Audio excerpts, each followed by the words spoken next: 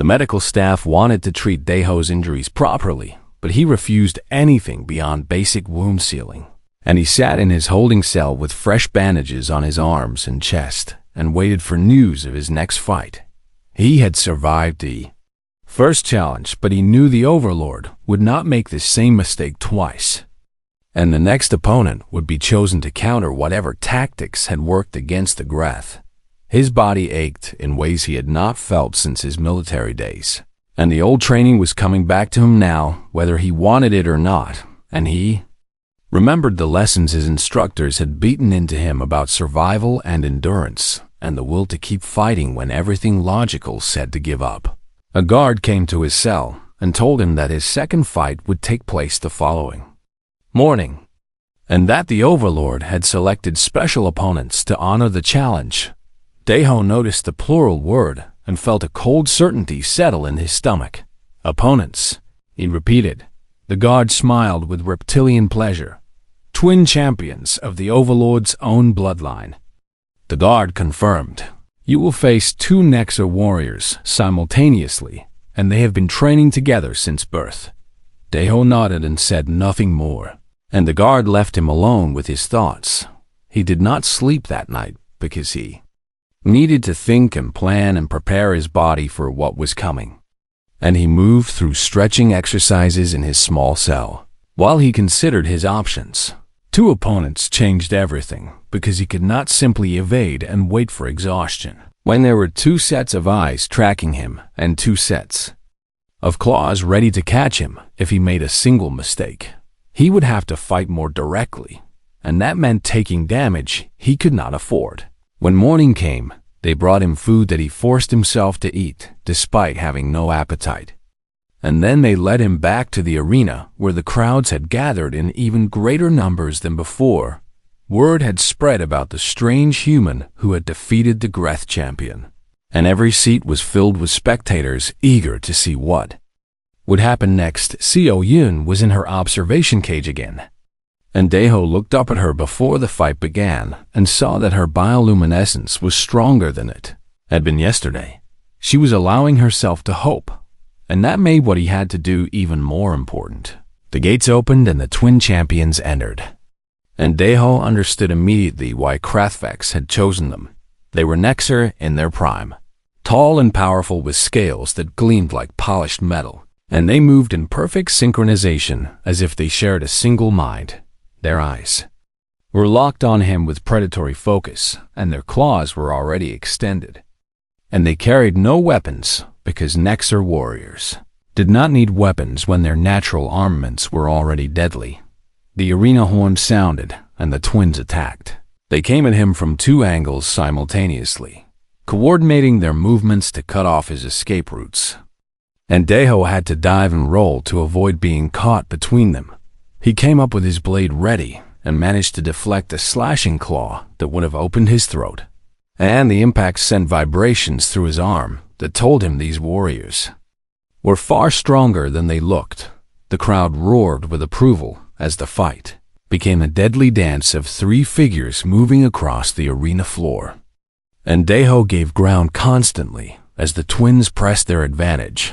He could not evade forever because they were learning his patterns and adjusting their coordination to trap him. And he knew that eventually they would catch him, so he changed tactics. Instead of running, he charged directly at the twin on his left, surprising both warriors with sudden aggression.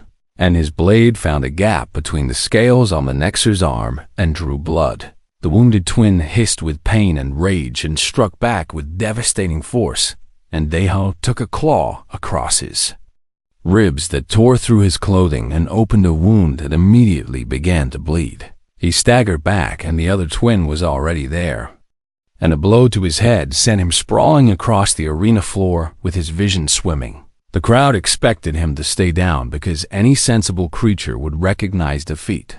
But Daeho was not sensible, and he was not defeated. He pushed himself up on shaking arms and found his blade and stood again with blood running down his side and his head, pounding with pain that made it hard to think. The twins exchanged glances of confusion because they had killed creatures with less punishment. Then this human had absorbed 30 minutes past, and Deho was covered in wounds, and his left arm was hanging at an angle that suggested it was no longer working properly. And still he would not fall. The wounded twin made a mistake born of frustration, lunging too far and leaving itself open for a counterattack. And Deho's blade found the gap in its throat armor and plunged deep. The Nexer champion collapsed with blood spraying from its severed arteries. And the crowd fell silent as they realized one of the Overlord's own bloodline had been killed by a human. The surviving twins screamed with grief and rage and attacked with wild fury that abandoned all coordination and technique. Deho could barely. Xian could barely stand, but he made himself move one more time.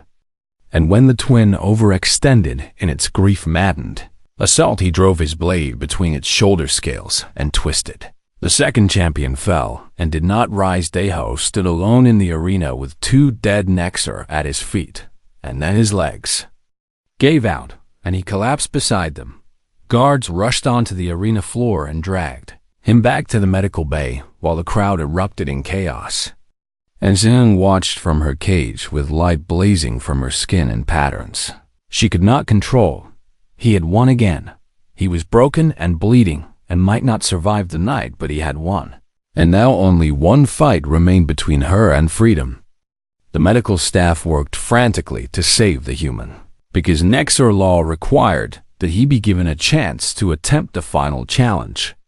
And they sealed his wounds and stabilized his broken bones and pumped his body full of chemicals to fight infection. Krathvex came to the medical bay personally to observe the human who had killed two of his bloodline, and the Overlord's face showed no expression as he watched the doctor's work. He cannot fight again. The chief medical officer reported, his body has sustained too much damage, and he will need weeks to recover properly.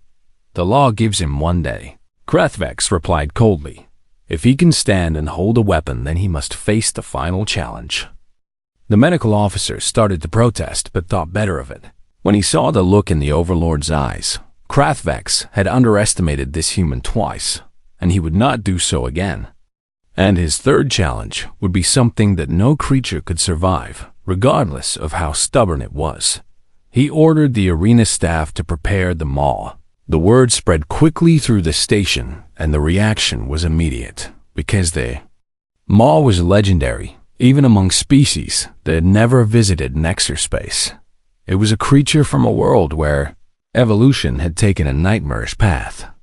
A predator that could adapt to any opponent and learn from any attack. And nothing had survived it in 60 cycles. Prisoners who learned they would face the maw often killed themselves rather than enter the arena. That night, Co Yun was brought to Deho's medical cell because tradition required she be allowed to speak with her champion before the final fight. She found him lying on a bed with machines monitoring his vital signs and bandages covering most of his body. And his eyes were closed, but they opened when he heard her enter. You came, he said, his voice weak but steady. I needed to see you, she replied, and her bioluminescence cast soft blue light across the sterile walls. She sat beside his bed and studied this strange creature who had destroyed himself trying to save her. And she asked the question that had been burning in her mind since the first moment she heard his name. Why? She asked, why are you doing this for me? Deho looked at her with human eyes that seemed to see more than they should. You are not no one, he said simply. So Yun did not understand what he meant. The Nexer call me a hostage, and my own people call me an acceptable loss, she said. I am a diplomatic piece on a political board and nothing more. Deho shook his head slowly. That is what they have told you, he said. But it is not true, and it was never true, and you should not have to die because your father's ship was 2 days late. Tears she did not know she could still produce began to form in her eyes. They are sending the maw, she told him. Nothing survives the maw, and you should withdraw while you still can because you have proven your point and the galaxy has seen what humans are made of. Deho reached out with his uninjured arm and touched her hand gently. I did not come to prove a point, he said. I came to take you home, and that is what I am going to do. Seo Yun stayed with him until the guards came to take her back to her cell, and she walked through the corridors with light blazing from her skin in colors that the Volanti reserved for their most sacred ceremonies. She did not understand humans, but she was beginning to believe in them. The medical bay was quiet except for the soft hum of machines and the steady rhythm of monitors tracking vital signs. And Seo Yun sat beside Daeho's bed and watched him sleep. 3 days had passed since the final fight, and the human had been unconscious for most of that time. And the doctors had told her repeatedly that he would recover, but she could not bring herself to leave his side. She was free now, but she did not feel free because everything she had believed about the galaxy had been shattered by a stranger who expected nothing in return for his sacrifice. The Volanti embassy had arrived with lawyers and diplomats and all the proper paperwork for her release, and they had congratulated themselves on the successful resolution of a difficult situation without ever acknowledging who had actually saved her. Her father had sent a message expressing relief at her survival and gratitude for the human's intervention. But the words felt hollow because he had done nothing to help her for 3 years. Only the human had helped. Only the human had cared enough to act. When everyone else was content to wait and watch and file complaints through proper channels, Daeho opened his eyes on the 4th day and found Seo Yun still sitting beside him with her light dim from exhaustion. You stayed, he said, his voice rough from disuse. You came back for me, she replied. The least I could do was stay until you woke. He tried to sit up, and she helped him, adjusting the pillows behind his back with the gentle care of someone who had spent days worrying about every small thing she could control. The doctors came and examined him, and declared that he would make a full recovery given time and rest. And they left him alone with the princess who had become his constant companion. What happens now? He asked. Seo Yun considered the question carefully before answering. I return to my people, she said. And you return to your salvage work. And we go back to our lives as if none of this ever happened. Is that what you want? She looked at him with eyes that glowed softly with blue light. I do not know what I want anymore, she admitted. 3 days ago I was a prisoner waiting to die, and now I am free, and I do not know who I am supposed to be. Daeho reached out and took her hand the way he had before the final fight. You are Seo Yun, he said simply. You are not a hostage, and you are not a political piece, and you are not an acceptable loss. And whatever you decide to do next should be your choice, and not anyone else's. Tears formed in her eyes again, but this time they were not tears of grief. I still do not understand humans, she said. That makes 2 of us, he replied with something that might have been a smile. The Nexer did not want them to stay any longer than necessary, and within a week, Daeho was strong enough to walk, and the diplomats had finished their paperwork. And there was nothing left to keep them on the station, so Yun's official transport was waiting to take her home. And Daeho's salvage ship had been fueled and repaired, and was ready to continue its interrupted journey. They stood together in the docking corridor where their paths would separate, and neither of them seemed to know what to say. Thank you, Seo Yun finally managed. Those words are not enough, but they are all I have. Daeho shook his head. You do not need to thank me, he said. I made a choice because it was the right thing to do, and that is all the reward I need. She stepped forward and placed her hand on his chest where his heart was beating, and her bioluminescence flared with colors that meant something profound in her culture. Among my people, this gesture means that you carry a part of me with you wherever you go, she said, and I carry a part of you with me in return, and we are connected now in ways that cannot be broken. Daeho did not fully understand the significance, but he understood enough to know that it was important. I am honored, he said. She leaned up and pressed her forehead against his in the Volanti gesture of deepest respect.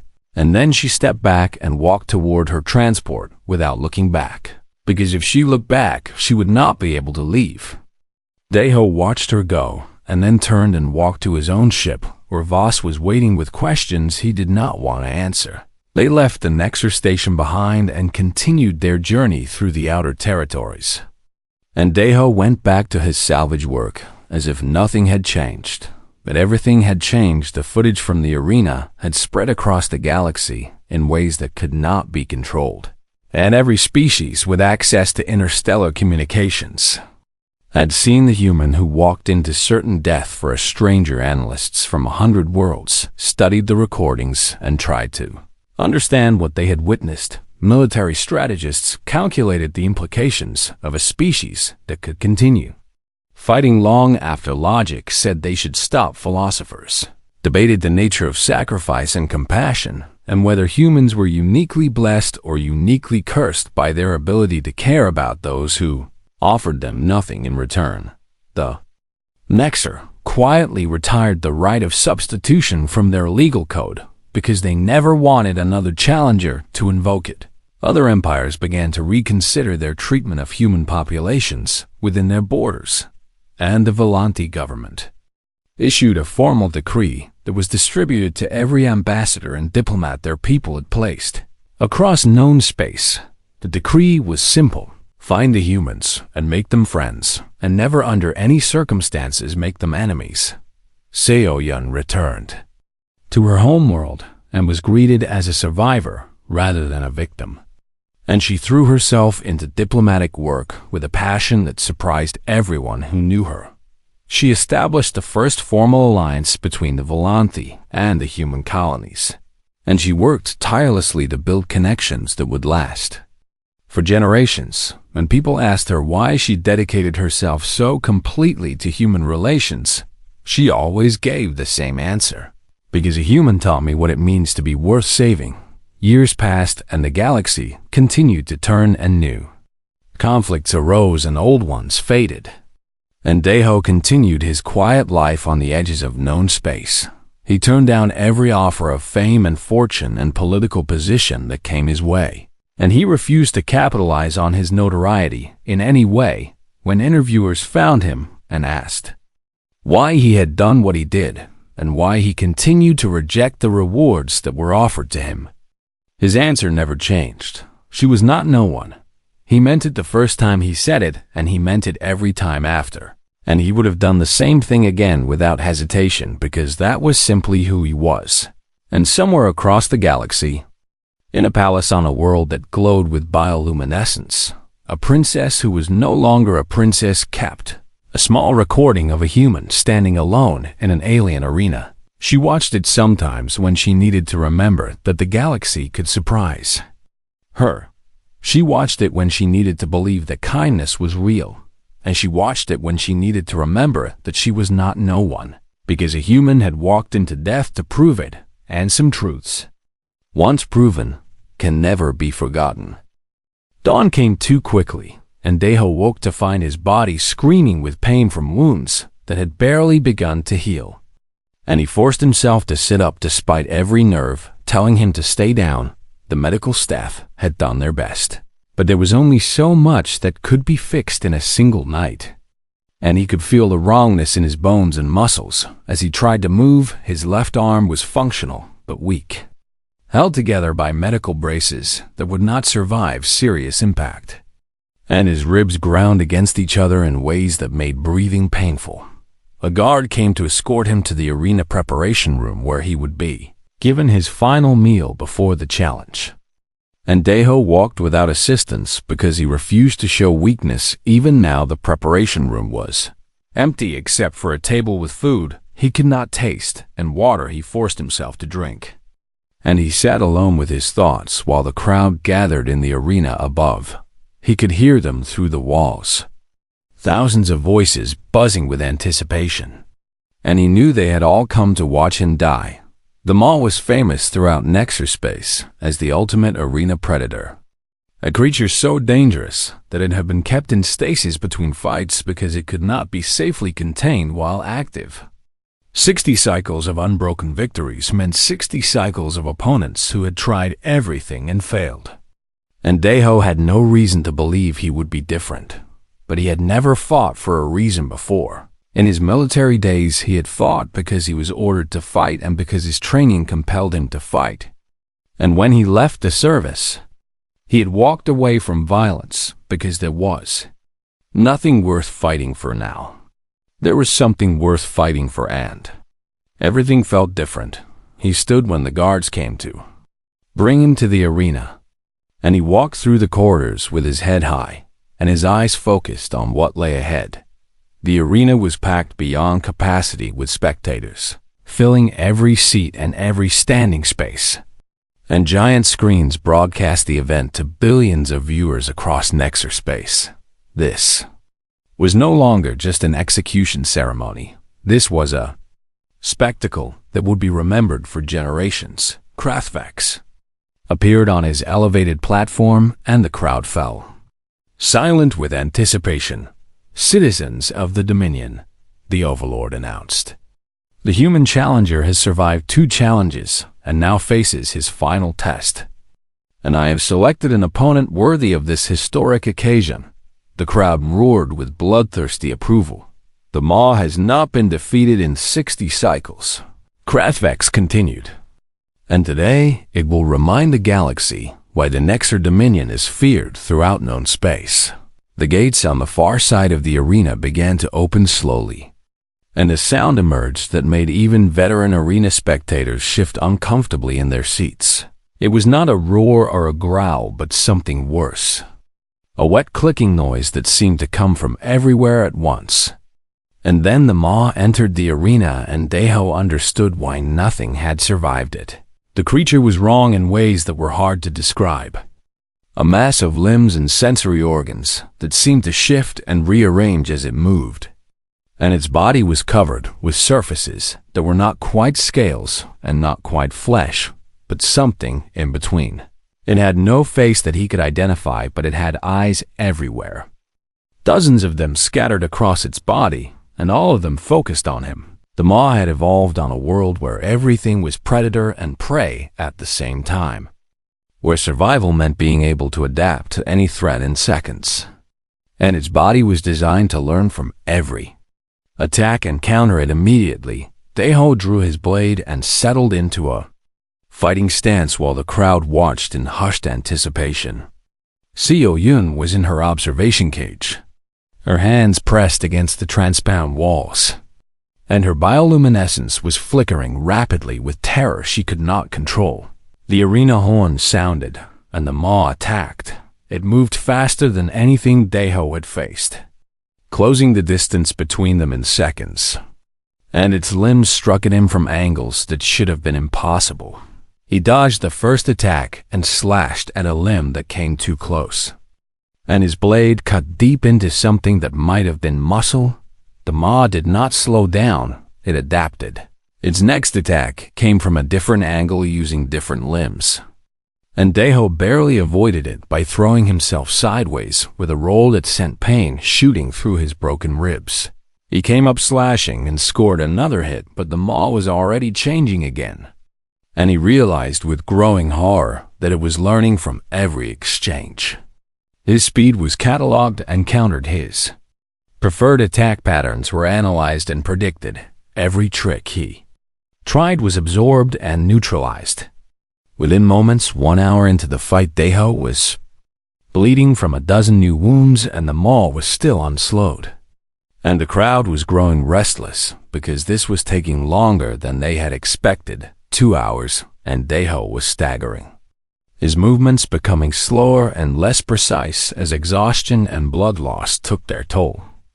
And the Maw pressed its advantage with relentless patience. It was not trying to kill him quickly, it was learning everything about him first. So Yun watched with tears streaming down her face as the human who had given everything for her was slowly dismantled by an opponent that could not be beaten. She remembered the last words he had spoken to her. "I came to take you home," but he was going to die, and she was going to watch, and then she would die too. And there was nothing either of them could do to change what was about to happen. 3 hours and Deho was barely standing, and the maw had him cornered against the arena wall with no room left to retreat. The creature rose up before him like a nightmare given flesh, its dozens of eyes all fixed on its prey, and its limbs spread wide to block any escape. The crowd leaned forward because the end was finally here, but Deho was not looking at the maw. He was looking at Sai Yuyan. She was glowing with desperate light, her whole body blazing with colors that spoke of grief and loss and something else that he could not identify. She was worth saving. She had always been worth saving, not because of her title or her politics or her value as a hostage, but because she was a person who did not deserve to die for something that was not her fault. No one deserved that the maw struck, and Deho did something that made no sense. Instead of dodging, he stepped forward. The creature's limbs closed around him like a cage, and he felt impacts against his body that should have ended the fight. But he kept moving forward, driving himself deeper into the mass of the monster. The crowd screamed in confusion, because this was suicide. But Deho was not dying. He was going where the maw could not defend itself. The creature's adaptive abilities had evolved to counter external threats, to learn from attacks that came from outside its body. But it had no defense against something that was already inside. Deho found himself in darkness, surrounded by flesh that pressed against him from every direction. And he could feel the creature's confusion as it tried to understand what was happening. He drove his blade upward with every bit of strength he had left, and he felt it pierce through something soft and vital. The maw convulsed. Deho pushed deeper and twisted the blade. The maw screamed, a sound that was felt more than heard, and its body began to collapse around him as its brain died. Silence fell over the arena. The massive creature slumped to the ground and did not move. And for a long moment, no one could believe what they had witnessed. Then Deho crawled out of the corpse, covered in blood and ichor and barely recognizable as human. And he stood on shaking legs in the center of the arena. He looked up at Krathvex with eyes that still held no fear. 3 fights, he said, his voice carrying across the silent arena. Release the princess. Krathvex stared down at him with an expression that might have been hatred or might have been something else entirely. The ancient law was clear, and there was nothing the Overlord could do. Release the prisoner, he commanded. The observation cage opened, and Seo Yun ran onto the arena floor without thinking about propriety or politics or anything, except reaching the human who had done the impossible for her. She reached him just as his strength finally gave out, and she caught him before he could fall. Her bioluminescence blazed with every color her species could produce, and she held him as the crowd erupted around them. The news of the human challenge spread through the Nexus station like fire through dry grass, and by morning, every species on the station was talking about the strange creature who had volunteered to die for a prisoner. He did not know Overlord Krathvex heard the news in his private chambers and felt a mixture of amusement and curiosity that he had not experienced in many years. And he summoned his advisors to learn everything they knew about humans and their capabilities. They come from a world called Earth, his chief strategist reported. A death world by classification, with high gravity and extreme temperature variations, and an atmosphere that contains an oxidizing gas that would poison most species. Krathvex flicked his tongue in interest, because death world species were always unpredictable. Their physical specifications are unremarkable, the strategist continued.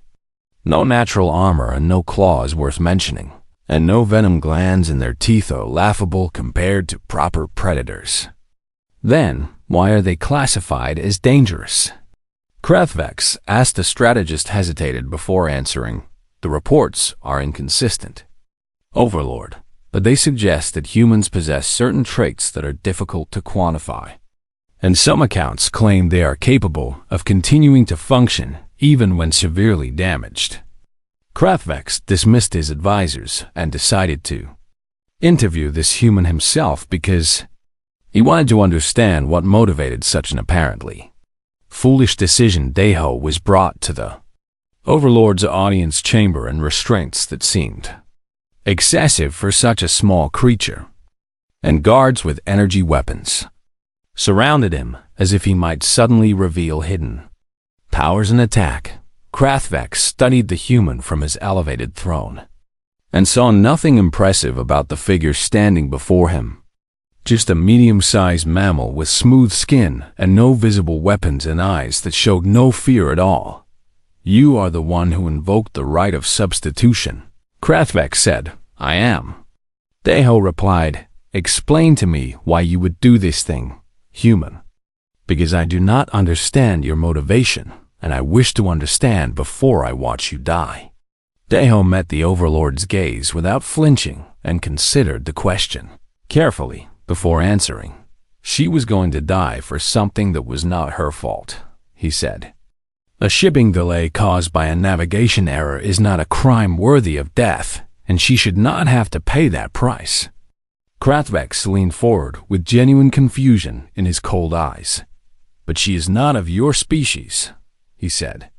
"And she is not of your territory, and she offers you no alliance and no payment and no breeding rights, and so there is no benefit to you in this action." "No," Deho agreed. "There is no benefit." "Then why?" Krathvex demanded. Deho thought about the question and searched for words that might make sense to this alien mind. But in the end, he could only speak the truth as he understood it, because no one else was going to. He said. Krathvex stared at him for a long moment and then dismissed him with a wave of his clawed hand. And the guards led Deho away to the arena, holding cells where he would wait for his first fight. The Overlord sat alone in his chamber and tried to process what he had heard. But the human's reasoning made no sense within any framework he understood. Every action should have a purpose, and every sacrifice should bring a reward, and this human was offering his life for nothing in return except the survival of a stranger. It was madness, or perhaps it was something else entirely. Something that the Nexer had no word for because they had never needed to name it. The arena tradition required that the prisoner witness all substitution fights, and so Princess Sayoyun was brought from her cell and placed in an observation cage that hung above the arena floor, where she would have a perfect view of everything that happened below. She had been in this cage before when other prisoners were executed, forced to watch as entertainment for the crowds, and she had learned to dim her light and retreat inside herself to survive the horror. But this time was different because this time someone was fighting for her. She watched as Deho entered the arena floor for the first time, and she studied this human who had thrown away his life for reasons she could not understand. He was smaller than she had expected, shorter than the average Nexer, and much smaller than most of the species she had seen fight in this arena. And he carried no armor and no advanced weapons, and wore only simple combat clothing with a blade at his side. The crowd roared with anticipation because they had never seen a human in the arena, and they wanted to know if the nor seen a human in the arena, and they wanted to know if the stories about Deathworld species were true. Krathvex appeared on the elevated platform reserved for the Overlord and raised his arms to silence the crowd. "Citizens of the Dominion," he announced. "Today we witnessed the first substitution challenge in 200 cycles, and a human has volunteered to fight for the Volanti prisoner below." The crowd laughed and jeered because everyone knew this was a joke. "The challenger must survive 3 fights, Krathvex continued. "And I have selected his first opponent carefully to test whether humans deserve their reputation as survivors." The gates on the far side of the arena opened and the first opponent entered, and the crowd erupted in cheers. It was a Greth warrior one of the species that had been bred specifically for arena combat over countless generations. And it stood 7 feet tall with 4 muscular arms and an exoskeleton that could deflect most weapons. The Greth had won 43 arena fights and lost none, and its body was covered with scars that showed it had survived everything the arena could throw at it. Il-yun watched the Greth enter and felt her hope begin to fade, because this was not a fair fight, and everyone in the arena knew it. The human would die in minutes, and then she would be next. But then she looked at Daeho and saw something in his posture that surprised her. He was not afraid. He studied the Greth with calm eyes and shifted his weight slightly and drew his blade with a motion that spoke of long practice. And he showed no sign of the terror that any sane creature should feel when facing such an opponent. The arena horn sounded and the fight began. The Greth charged immediately, because that was how Greth fought, using their size and speed to overwhelm opponents before they could react. And the crowd expected to see the human crushed in the first seconds, but Daeho was not there when the Greth arrived. He had moved sideways at the last possible moment, faster than the crowd expected, and the Greth's charge hit empty air and carried it past its target. The warrior spun and attacked again with all 4 arms swinging massive fists. And again Daeho slipped away like water flowing around a stone. The crowd grew quiet because this was not what they had expected. The Greth attacked again and again, and each time the human somehow avoided the blows, never standing still, always moving, using the terrain of the arena to create distance and force the massive warrior to chase him. Minutes passed, and then more minutes, and the Greth was still attacking, and Daeho was still moving. And Il-yun realized that something strange was happening. The Greth was slowing down. The massive warrior was built for explosive power and devastating attacks, but it was not built for extended chases. And every missed blow and every wasted charge was draining its energy. Daeho had not tried to hurt the Greth because he knew he could not match its strength. Instead, he was making it hurt itself. 20 minutes passed, and the Greth was breathing hard, and its attacks were becoming slower and less coordinated, and the crowd had stopped cheering because they were watching something they had never seen before. 30 minutes, and the Greth was stumbling, and Daeho began to strike. His blade found the gaps in the exoskeleton, the joints where the armor was thin, and each cut was small, but each cut bled. And the Greth could not catch him to make him stop. 40 minutes, and the Greth collapsed, exhausted and bleeding from a dozen wounds. And it did not rise again. The crowd was silent. Then they exploded with noise, not cheering, but shouting in confusion and disbelief, because they had just watched the impossible. Il-yun stared down at the human standing alone in the arena with blood on his blade and exhaustion in his body. And she felt her bioluminescence grow brighter without her permission. She still did not understand why he was doing this, but she was beginning to believe he might actually survive. The fuel station hung in the darkness of space like a metal spider waiting for prey, and Sergeant Daeho watched it grow larger through the viewport of his salvage vessel as they approached for their scheduled stop. He had been working the outer territories for 3 years now, picking through the wreckage of abandoned ships and selling whatever he found to whoever would pay. And it was not glamorous work, but it kept him moving, and that was all he wanted these days.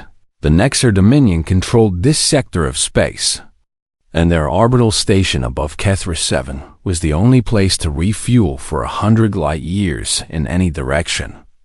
So every traveler and trader had no choice but to stop here and pay their prices and follow their rules.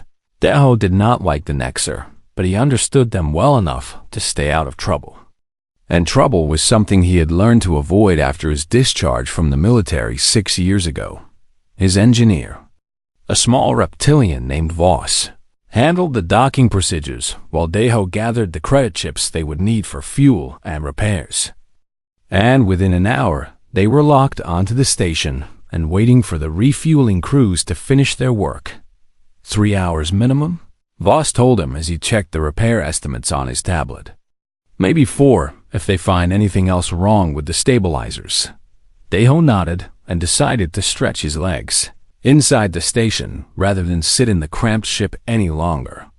And he walked through the docking corridor into the main commerce level where hundreds of alien species moved between shops and food stalls and entertainment venues. The Nexer had built their station to impress visitors with their wealth and power, and massive screens displayed advertisements and news broadcasts on every wall.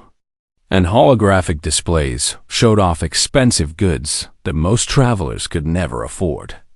Deho found a small food stall run by a 4-armed creature he did not recognize and ordered something that looked safe enough to eat. And he sat at a metal table and watched the crowds pass by while he waited for his meal. That was when he noticed the broadcast. A giant screen across the plaza showed the interior of what could only be the famous Nexer Arena, a massive coliseum where the Dominion held their ritual combat games. And the announcer was speaking in the common galactic language about the upcoming schedule of fights. Tomorrow marks a special execution ceremony, the announcer declared with obvious excitement. The Volanthi princess, who has been our guest for 3 cycles, will finally face justice in the arena for her father's continued failures to meet tribute demands. The screen shifted to show an image of the prisoner, and Deho stopped beating. She was Volanthi, one of the bioluminescent species known throughout the galaxy for their peaceful nature and their inability to fight. And her skin should have been glowing with soft patterns of light, but instead she sat in her cell, looking almost completely dark.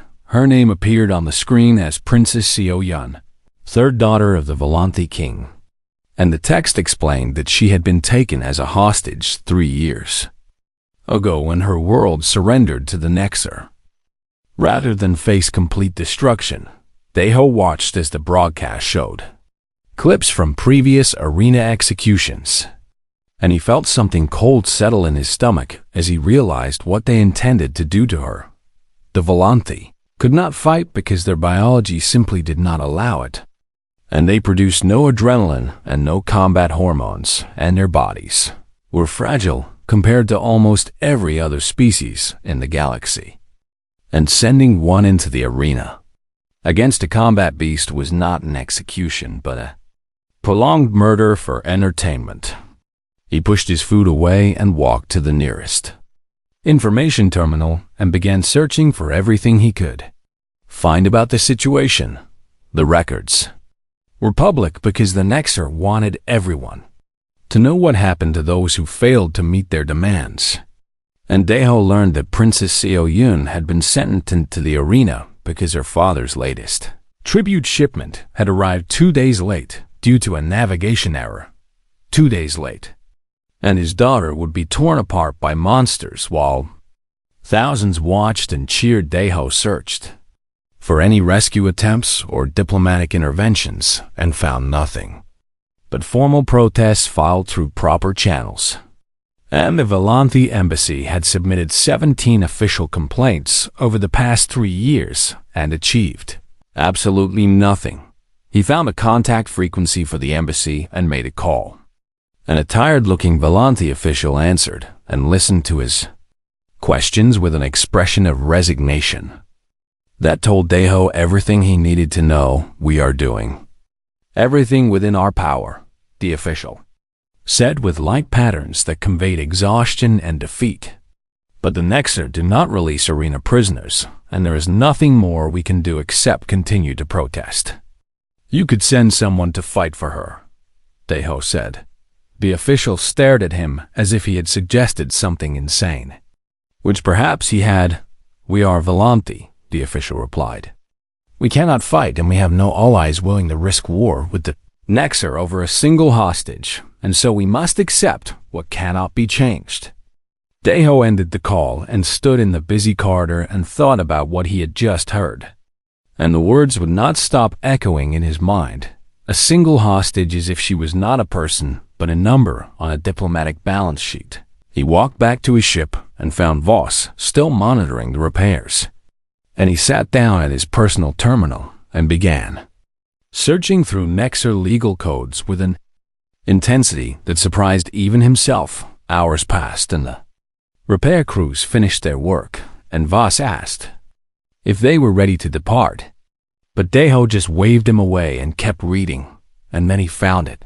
Buried deep in the ancient laws of Nexer arena tradition was a clause that had not been used in 200 cycles. A provision that allowed any being to challenge for an arena prisoner by offering themselves as substitute. The catch was brutal but simple. The challenger had to survive 3 consecutive arena fights against opponents chosen by the Overlord, and if they survived all 3, the prisoner would be released. And if they died, the execution would proceed as scheduled. Deho read the clause again and again to make sure he understood it correctly. And then he closed his terminal and walked back to the commerce level and found the office of the arena administration, the Nexer official behind the desk looked at him with the cold reptilian eyes of his species and asked what business a human had with arena matters. I want to invoke the right of substitution, Deho said, for the Volanthi prisoner called Seo Yun. The official stared at him for a long moment and then began to laugh. A harsh clicking sound that drew attention from everyone nearby. Human, the official said, when he finally stopped laughing. Do you understand what you are asking to do? 3 fights, Deho replied. I survived 3 fights and she goes free. No one has invoked this right in 200 cycles, the official said. And no one who ever invoked it has survived, and you are a human, which means you are soft and weak, and you will die in the first minutes of your first fight. Then you have nothing to worry about, Deho said. Process my challenge.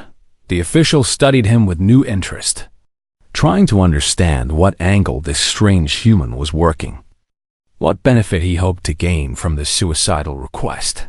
But there was no angle. There was only a man who had seen something wrong and decided to do something about it, even if that something would probably kill him. The official processed the challenge, and the ancient machinery of Nexer law began to turn. And by nightfall, the entire station knew that a human had volunteered to die in the arena for a princess he had never met. And in her dark cell, Princess Sayo-yan heard the news and felt something flicker inside her that she had thought was dead forever. She did not understand why a stranger would do this, but for the first time in 3 years, a tiny light began to glow beneath her skin.